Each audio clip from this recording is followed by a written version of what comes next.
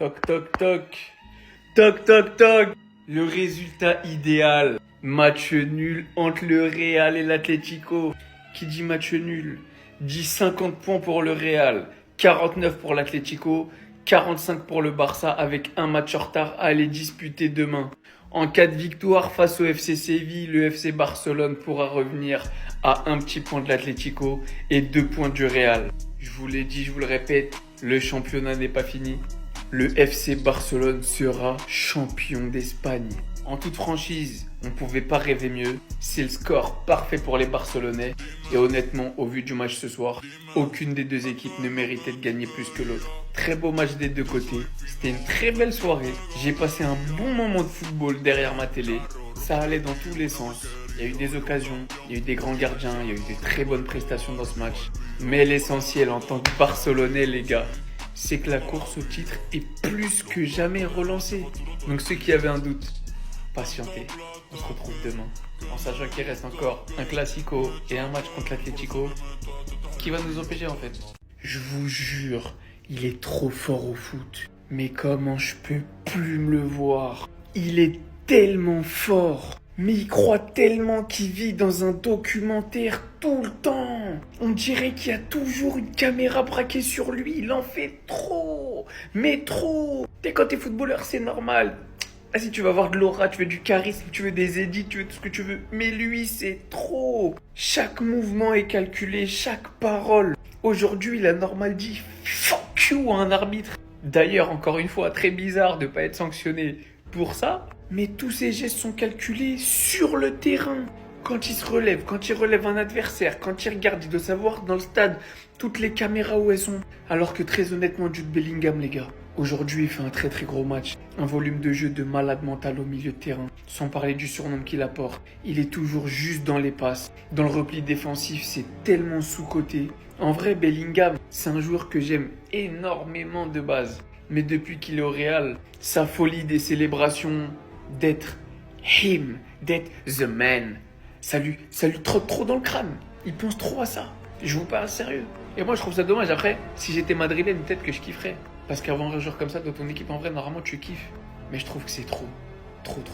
Regardez bien le classement après. Pour l'instant, du match, j'en dirais uniquement que c'est mieux que de perdre. Depuis l'ampleur qu'il a pris, on ne parle plus du départ de Toni Kroos comme en début de saison. Ceballos fait preuve d'une incroyable prise de responsabilité. Il va bien conserver le ballon, il va bien distribuer, bien combiner. Il se projette par-dessus très bien. Aucune honte de dire qu'actuellement il tient notre milieu de terrain. Le seul buteur du match, et heureusement, malgré une forte volonté en seconde période, ça n'ira pas plus loin. Le problème étant le même pour tout le 14. Il s'agit de Mbappé, Bellingham, Vinicius ou Rodrigo, qui sont restés tous les 4 muets en première période pour montrer un visage différent en seconde. Il ne suffira malheureusement pas, malgré même la transversale de Bellingham. Il y a eu malheureusement un gros manque de réalisme. C'est quelque chose que je pourrais énormément vous reprocher vis-à-vis du fait que le Real Madrid mise littéralement tout sur cette attaque. Ça ne m'empêchera pas de dire que Rodrigo est notre meilleur joueur depuis l'année 2025. Heureusement qu'il était à la prise d'initiative sur le but de Kylian Mbappé, qui nous permet au moins d'égaliser. Ah là là, le coup de foudre vraiment envers ce joueur Raúl Asensio, qui dégage tellement de sérénité, tellement de confiance. Notre seul défenseur central qui permet actuellement à l'équipe de monter et de gagner facilement 40 mètres sur notre gardien. Sans parler de ses retours, de cette mini à la Sergio Ramos, où il a dit au fils de Simeone après un contact très fort sur lui de rapidement se relever qu'il n'y avait rien. Aux côtés de Tchouaméni, même s'il y a eu ce penalty provoqué, j'en viendrais presque à dire que c'est un match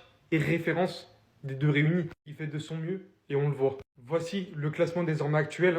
Nous sommes bien évidemment toujours premiers. Et en cas de victoire du FC Barcelone, il reviendra donc à 2 points de nous. Si vous considériez que la Liga était compétitive, alors attendez la victoire demain, puisque vous allez littéralement voir 48, 49, 50. Là, tout le monde peut encore gagner. J'ai jamais vu ça. Donc là, c'est normal ce que vous essayez de faire. Parce que moi, je vous dis, ce n'est pas normal. Ce n'est pas normal que vous criez au scandale sur l'action de Tchouaméni qui via une mauvaise lecture de jeu met clairement le pied. Et même si ça peut paraître très léger, on l'a vu sur la vidéo avec la lunette, le zoom, le vis du joueur adverse s'occupera du reste. On voit très bien le contact. Il y a penalty. Tchouaméni sur ce coup, je vais pas lui reprocher grand chose, même si je considère qu'il pouvait clairement avoir une meilleure lecture de jeu. Et surtout pour remettre le pied aussi tardivement quand le ballon est déjà parti. Au bout d'un moment, faut pas faire les mauvais perdants. Dès qu'on a vu la défense alignée, on savait que ça allait être un calvaire. Et ça passe bien évidemment par ce genre de choses. On joue littéralement avec Vasquez, Tchouaméni, Garcia. 5 minutes après le match, Si c'était une équipe qui jouait de fou, sur la première erreur de Lucas Vazquez, on était censé avoir 1-0. Si c'est pas Vazquez, c'est Tchouaméni, ça devait forcément arriver. Maintenant, ce que je comprends pas, c'est que l'équipe ne se réveille absolument pas offensivement. Et c'est ça le problème. Il va vraiment falloir interagir rapidement, sinon on va littéralement voir ce derby passer devant nos yeux. Je vous le dis, hein, défensivement, je m'attendais absolument à rien. Donc je vais pas péter un câble ici, mis à part si, au fur et à mesure du match, il y a encore plus de dingueries. Mais là, pour l'instant, le penalty est justifié, le score est justifié, on ne fait pas grand-chose. Raúl Asensio, el patron. Après le match qu'il vient de prendre aujourd'hui, que quelqu'un ose venir me dire qu'il mérite pas sa place. Pour moi, c'est littéralement le défenseur numéro 1 au Real Madrid actuellement. Personne ne le devance. Que ça soit Rudiger, Alaba, Tchouaméni, je veux rien savoir. C'est le numéro 1. Depuis qu'il est monté en équipe première, le gars, c'est un sans faute. Regardez face à l'Atlético de Madrid, le match qu'il est en train de sortir. Sa personnalité est tellement intense que dès qu'il est sur le terrain, tu sens son aura. De toute façon, fallait s'en douter. Dès la première fois que je l'ai vu, il m'a rappelé Sergio Ramos. Et il a reproduit aujourd'hui la même action que Sergio Ramos. Après avoir récupéré le ballon au joueur de l'Atlético, regardez le geste qu'il lui a fait. Il a dit, mon ami, lève-toi. On n'est pas là pour rigoler. Dites-vous qu'il a 21 ans. Il a été tellement impactant en défense aujourd'hui. Carrément, il récupérait tous les ballons. Je pense même pas qu'il a perdu ne serait-ce qu'un seul duel aujourd'hui. Et ce qui fait mal dans ça, c'est de me dire que malgré toute cette performance-là, Carlo Ancelotti, il a vu comme nous, mais il va le remettre au banc dès que tous ses blessés là vont revenir. Vraiment, ce vieux-là me fatigue. Comment on peut être têtu comme ça? Je sais pas d'où vient son manque de confiance envers les jeunes. Lui, c'est même pas un jeune. Il a 21 ans. Il a presque le même âge que les Tchouaméni qu'il favorise. Et je sais pas pourquoi il n'aime pas le faire jouer tout le temps. Pour moi, c'est le match de confirmation de Raúl Asensio. Si tu réussis à jouer comme il a joué aujourd'hui face à l'Atlético de Madrid qu'on connaît là, Manchester City sera abordable, même si l'attaque de là-bas est beaucoup plus dangereuse que celle de l'Atlético de Madrid. Au moins, il a prouvé qu'il est capable de tenir la baraque. Non les gars, la théorie sur Mbaro, elle est toujours plus réelle. Le frérot, il veut pas s'arrêter. La première mi-temps, il a même pas réussi à mettre un tir cadré avec Vinicius. Deuxième mi-temps, il commence, il a la barre, il marque. Qu'est-ce que vous voulez de plus? Quand on parle de Mbete, les gars, c'est jamais un mythe. C'est la 3e fois que je fais cette vidéo et je comprendrai toujours pas comment on néglige le niveau de Mbappé, les gars, en Liga. Les gars, n'oubliez pas, 16e but en Liga, 23e but, toute saison confondue. Toute compétition, je suis un baiser, moi. Est-ce que vous vous rendez compte que quand Mbappé, il doit jouer un grand match, il a toujours répondu présent? La finale face à Atalanta, les gars, il a marqué. Classico face au Barça, il a marqué. Dès qu'on est perdu, on va pas calculer ce point, mais on s'en fout. Là, les gars, derby face à l'Atlético Madrid. Frérot, il joue qu'une grande défense et tout. Sans l'erreur de Tchouaméni, les gars, belle qu'on aurait gagné. On n'y peut rien. Là, le Barça, ils sont à 4 points d'écart de nous. N'oubliez surtout pas que cet homme, dans les grands matchs, il répondra toujours présent. Il l'avait dit en plus avant le match. Il faut que je réponde présent, je veux pas qu'on perde. Ils étaient en train de perdre. Qui a répondu présent? Kylian Mbappé. Reprise, but, fin de jeu. Ousmane, ça va pas? Mais sors de ce corps. C'est une dinguerie aussi, à chaque fois ça tombe comme ça. On n'entend jamais rien durant les matchs. Par contre, quand les joueurs ils sont là en train de dire des dingueries, vraiment, hein, ils évacuent. Ah bah là, on entend tout là. Mais d'un côté, je me rends réellement compte à quel point Bellingham, il est tellement agressif. Vous avez entendu ce qu'il a dit? Dire ça devant l'arbitre parce qu'il ne lui a pas accordé la touche, il s'est pas limité à une insulte, il l'a enchaîné. Non, ce mec est véritablement fou. C'est une dinguerie de venir dire ça comme ça. Ce qui me fume par-dessus tout, vous savez ce que c'est que je crois que l'arbitre, il a apprécié. Me demandez pas comment il a écopé d'aucun carton jaune. Il s'est dit, je te comprends, faut qu'il l'extériorise. Non, vraiment, des fois, les joueurs, c'est trop, les gars. Pour ce genre de choses, hein, des fois, j'aimerais tellement pouvoir écouter tout ce qu'ils disent sur le terrain. Parce que des fois, on oublie trop que c'est des humains comme nous.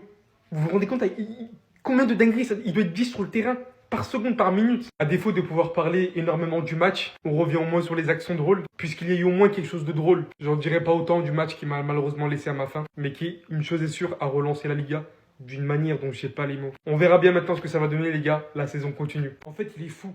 Parce que là, ce que je vais vous montrer, je parle à caractère qui englobe le joueur, pas spécialement du match. Kylian Mbappé est désormais impliqué dans 500 buts en carrière. Plus jeune joueur de l'histoire à atteindre les 500 goal assists à seulement 26 ans. Non, parce qu'on est souvent là à reprocher aux joueurs, en considérant le statut qu'il a dans le football, qu'il est en retard sur énormément de grandes légendes. Alors que là, dites-vous, ni Cristiano, ni Messi, ni qui que ce soit, à cet âge-là, avait atteint le nombre de goal assists qu'il a. Je sais pas si vous vous rendez compte de la dinguerie. On attend toujours forcément de lui, toujours très exigeant parce qu'on connaît ce qu'il est capable de faire. Quand il est à son meilleur niveau, et des fois on se rend pas compte de ce qu'il réalise en screds dans son coin. Parce qu'il faut savoir qu'on disait déjà ça, alors qu'il avait gagné une Coupe du Monde bien avant. Celui-ci avait été un acteur incroyable de celle-ci et on arrivait encore à le trouver en retard. Maintenant là, j'imagine pas s'il se met à gagner des Ligues des Champions, des Ligas, et bien évidemment ce que tout le monde attend, le Ballon d'Or. Alors s'il les enchaîne, j'en parle même pas. On lui souhaite bien évidemment tous, mis à part les voisins. Mais s'il y arrive, il laisserait tellement une grande trace une patte d'ours hein, dans le monde du football. Genre vraiment. Parce que là, c'est beaucoup trop fort et c'est pas à sous-estimer ce qu'il réalise. Match nul face à l'Atlético de Madrid, je prends quand même. Ça nous permet d'être en première position, mettre l'Atlético de Madrid toujours à distance. Mais le seul problème, c'est que le FC Barcelone a l'opportunité de revenir. Après, je vous cache pas que par rapport aux absences que le Real Madrid a, le fait que Rudiger ne soit pas là, bon, au final, je me dis, ouais, ça aurait pu être pire. Surtout que l'Atlético de Madrid, par ses contre-attaques, ils auraient pu nous faire mal. Mais moi, je suis hyper déçu de ce que le Real Madrid a proposé. Je suis désolé, mais oui. Le Real Madrid, en première mi-temps, ne s'est créé zéro occasion.